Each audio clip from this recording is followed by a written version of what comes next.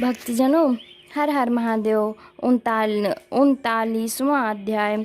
विष्णु दधीच संवाद। ब्रह्मा जी बोले, एक दिन राजा ध्रुव का कार्य सिद्ध करने के लिए भगवान विष्णु महर्षि दधीच के आश्रम में पहुँचे और उनसे कहा, है महर्षि, आपसे एक वर मांगने आया हूँ। महर्षि दधीच शिव जी के परम भक्त थे।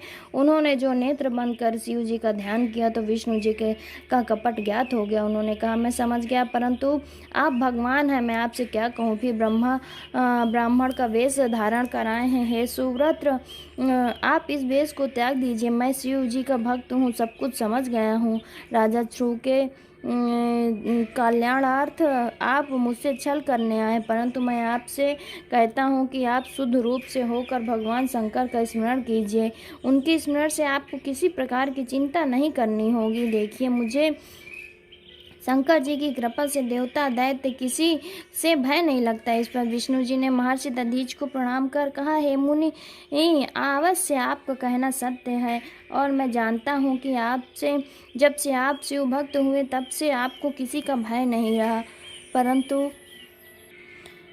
परंतु आप मेरे कहने से एक बार राजा ध्रुव के पास जाकर उससे ये कह दीजिए कि मैं तुमसे डरता हूँ। विष्णु जी की ऐसी बात सुनकर सहयो श्रेष्ठ दधीचि ने हंसते हुए कहा कि मैं शिव जी के प्रभाव से कहीं किसी से नहीं डरता हूँ, फिर उससे क्या कहने जाऊँ। इस पर विष्णु जी को क्रोध आ गया। उन्होंने अपना चक्र उठा महर्षि दधीच को मारना चाहा, परंतु ब्राह्मण पर वो नहीं चला। तब कुंठित दधीचि ने हंसते हुए भगवान विष्णु जी से कहा, हे भगवान, ये शिव जी की दिया हुआ चक्र आप मुझ पर छोड़ना चाहते हैं, परंतु नहीं चलता भी कैसे। शिव जी का तो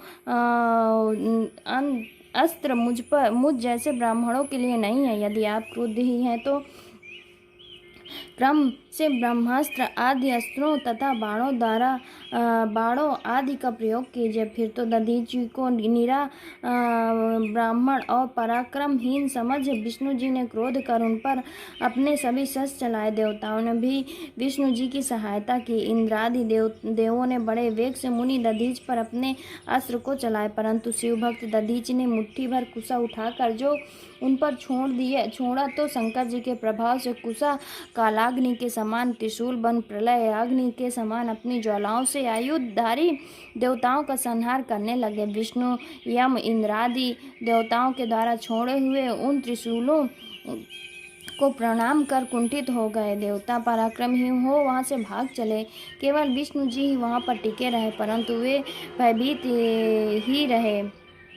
उन्होंने और भी बहुत सी माया दिखलाई। मुनि श्रेष्ठ दधीचि ने कहा, हे विष्णु जी, माया त्याग दीजिए, मैं माया से नहीं डरता। इससे भी बढ़कर मुझे और कितने ही दुर्गेय पदार्थ ज्ञात है। यदि आप में शक्ति नहीं है तो मैं आपको दिव्य नेत्र देता हूँ, सबको देख लीजिए। ऋषि ने शिव जी की कृपा से अपने शरीर का विराट कर दिया। विष्णु जी ने उनके शरीर से मैं सारा ब्रह्मांड देखा। फिर विष्णु जी युद्ध से प्रमुख न हुए और परम शैव दधीच भी शिव जी की कृपा से निर्भय हो उनसे युद्ध करते रहे। भीषण युद्ध हुआ। तब हे नारद, मैं विष्णु भक्त ब्रह्मा राजा ध्रुव को साथ ले उनका युद्ध देखने गया। मैं निश्चेष्ट विष्णु भगवान तथा देवताओं को युद्ध करने से रोका और कहा, आप लोगों का प्रयास व्यर्थ है, इस ब्राह्मण को आप लोग नहीं जीत सकते। ये सुनकर विष्णु जी शांत हो दधीच मुनि की स्तुति करने लगे। राजा ध्रुव ने भी दीनता से मुनि के निकट जाकर उन्हें प्रणाम कर बड़ी प्रार्थना की। इससे प्रसन्न हो मुनि दधीच ने उन पर तो कृपा कर दी, पर विष्णु आदि पर उनका कोप कम न हुआ। उन्होंने अपने हृदय से भगवान शंकर का स्मरण कर विष्णु सहित सब देवताओं को श्राप दे दिया कि समय आने पर तुम लोग रुद्र के कोपाग्नि से भस्म हो जाओगे। दधीचि को प्रणाम कर ध्रुव अपने घर चला गया और विष्णु आदि देवता भी अपने लोक को चले गए। तब से उस स्थान का नाम थानेश्वर हुआ।